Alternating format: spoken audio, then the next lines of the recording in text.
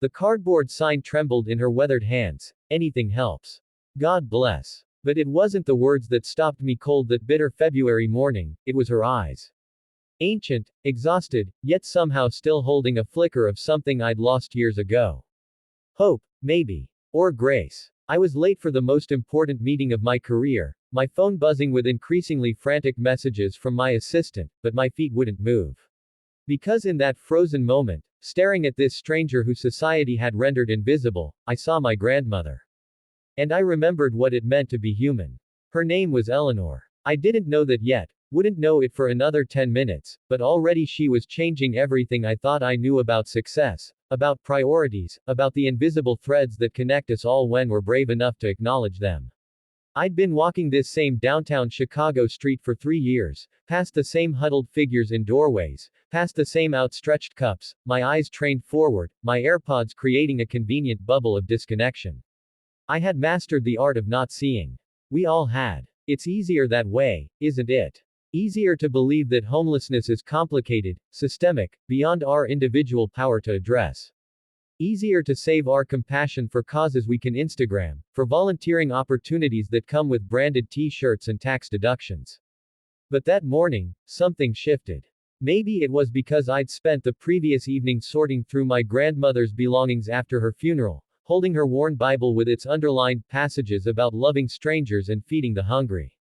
Maybe it was the particular quality of Eleanor's stillness, the way she sat with such dignity despite the indignity of her circumstances. Or maybe I was just finally tired of being the person who looked away. Ma'am. I heard my own voice, unfamiliar in its gentleness. Have you eaten today? She looked up, startled. People didn't usually speak to her, I would learn.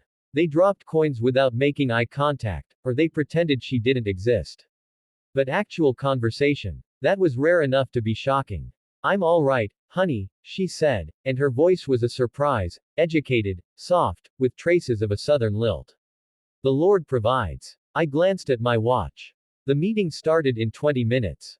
I'd been preparing for weeks, rehearsing my pitch to the investors who could take my startup from promising to profitable.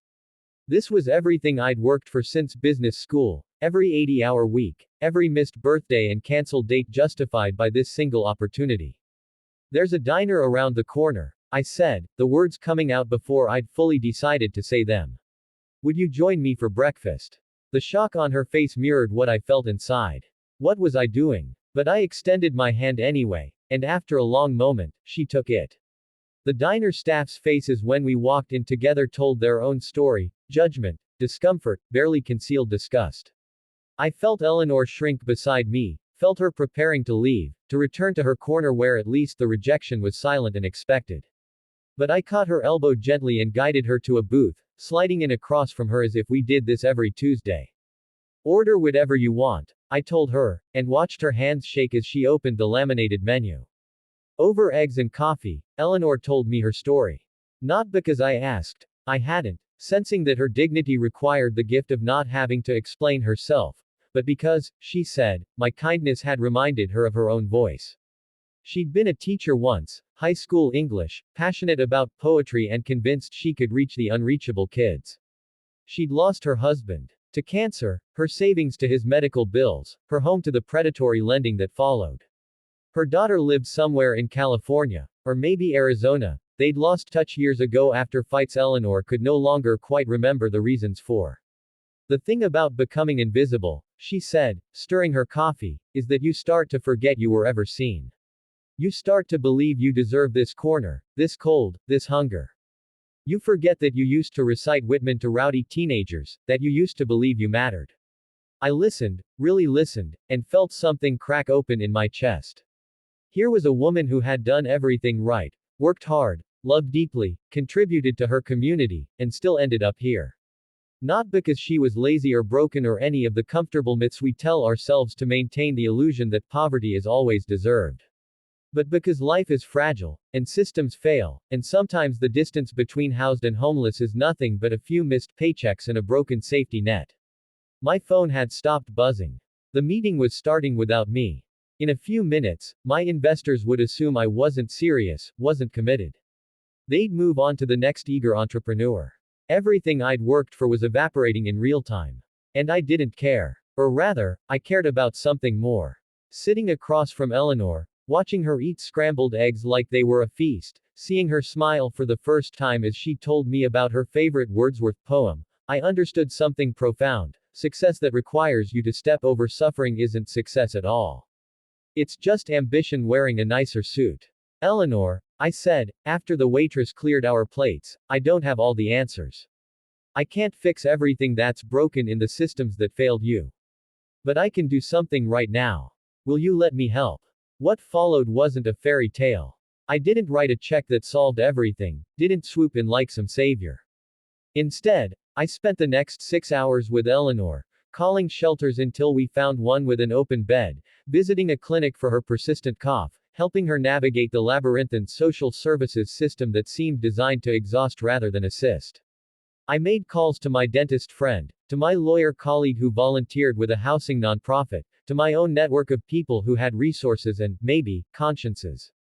By evening, Eleanor had a warm place to sleep, medication for her bronchitis, and an appointment the following week with a caseworker who could help her access disability benefits she'd been entitled to all along. It wasn't a permanent solution, but it was a beginning. More importantly, she had something else. The knowledge that she'd been seen, that she mattered, that her story deserved to be heard. Why did you stop? She asked me as we stood outside the shelter. This morning, why didn't you just keep walking like everyone else?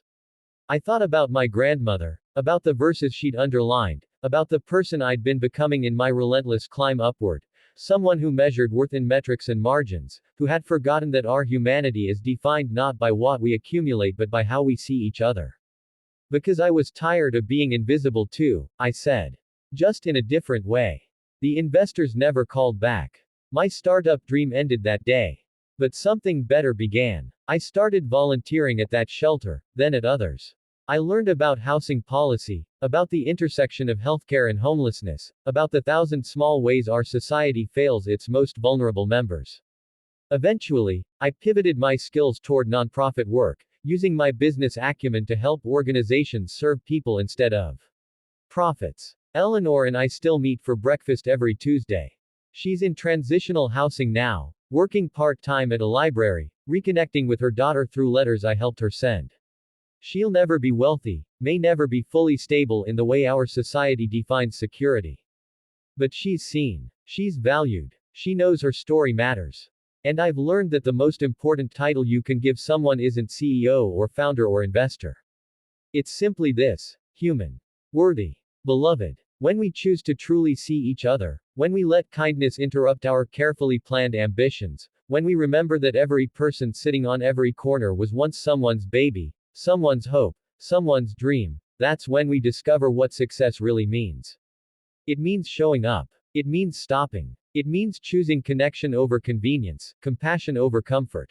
It means understanding that we're all just walking each other home, and the journey matters infinitely more than the destination.